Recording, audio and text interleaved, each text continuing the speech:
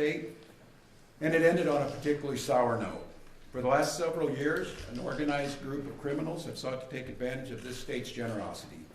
And even as we make progress in the fight against the fraudsters, we now see an organized group of political actors seeking to take advantage of a crisis. I don't want to mince words here. Donald Trump and his allies in Washington and in St. Paul and online want to make our state a colder, meaner place. They want to poison our people against each other by attacking our neighbors. And ultimately, they want to take away much of what makes Minnesota the best place in the country to raise a family.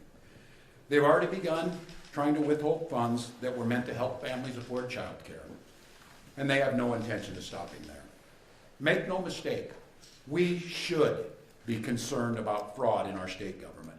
We cannot effectively deliver programs and services if we can't earn the public's trust.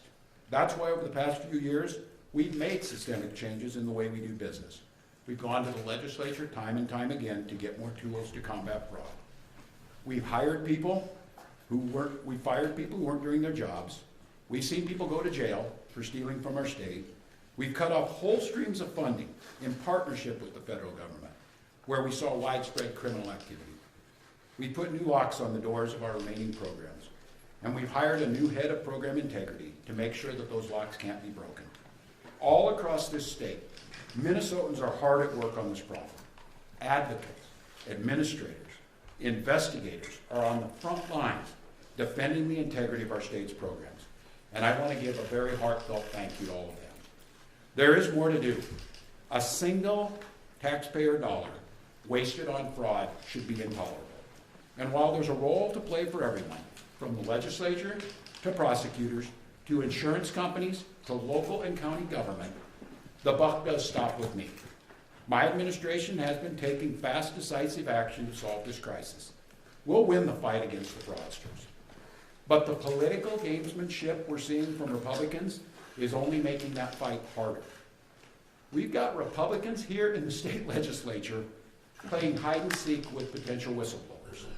We've got conspiracy theorist right-wing YouTubers breaking into our daycares, demanding access to our children.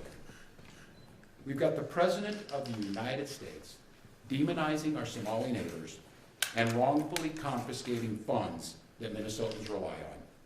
It's disgusting and it's dangerous. Republicans are playing politics with the future of this state. It's shameful. And I've said it before and I will continue to say it. We welcome ideas from anyone, in any party, from any walk of life, who wants to help us continue to stay ahead of these criminals. And we welcome the involvement of the federal government.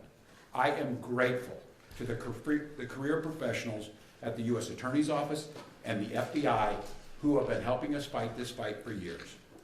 But I cannot abide the actions of the political leadership in Washington.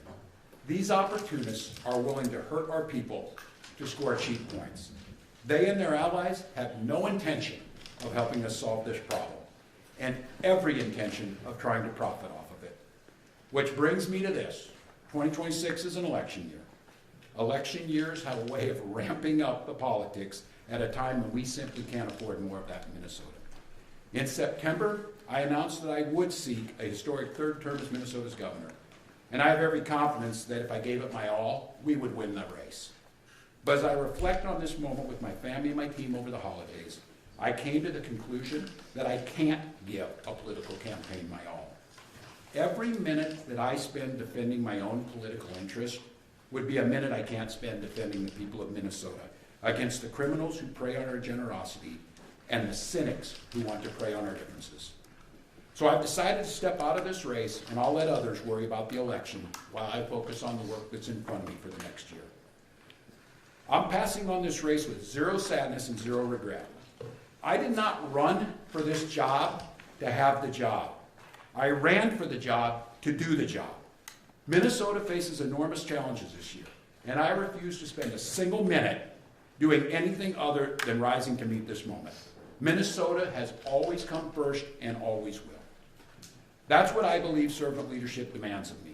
As an optimist, I'll hold out some hope that my friends on the other side of the aisle will consider what servant leadership demands of them in the moment.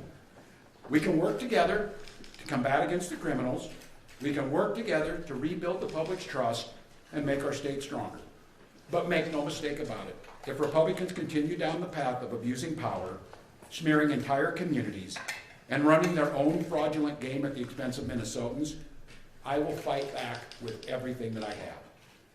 I am absolutely confident a Democratic and a DFLer will hold this seat come November. I'm confident that I'll find ways to contribute to the state that I love long after next January. But there'll be time to worry about all that later. Today, I'm proud of the work we've done to make Minnesota America's best place to live and raise kids. From our new paid leave policy, to our child tax credit, to our school lunch programs feeding every single child. And I'm doubly proud of the incredible team we put together to make this vision a reality. I want to take a moment to thank every member of my staff, to every single state employee who has been part of this fight. Now more than ever, I need you on the job. I need you to help work together to tackle the important work in front of us. And most of all, I want Minnesotans to know how grateful I am for the opportunity to serve this state, for the privilege that I have been given to serve in this office. I'm on the job. I'm focused on making sure that we stay America's best place to live and raise kids. No one will take that away from us. I'm proud of the way we treat our neighbors. I'm proud of the way that we welcome people to this state. I'm proud of the way that we innovate. And I'm proud of the way that we are optimists for the future. No one's taking this away from us. Not the fraudsters, certainly not this president, not on my watch. Tomorrow, I'll be back with you. I'll give you an update on America's best paid family medical leave program that is now a week into it. And at that time, I'll take all your questions. Thank you, Press. Thank you, Press. Appreciate it. Thank you. Wow. All right. Thank you, Press. Remember you said you were going to take questions. Why didn't you? Thank you all. We'll be back tomorrow. Thank you. They denounced the U.S. operation in Venezuela. They say it's a violation of international law, and they are calling for Venezuela to maintain its independence. More breaking news in Washington, D.C. So reaction is mixed regarding Nicolas Maduro's capture, and it's split mostly among party lines. Top lawmakers on both sides of the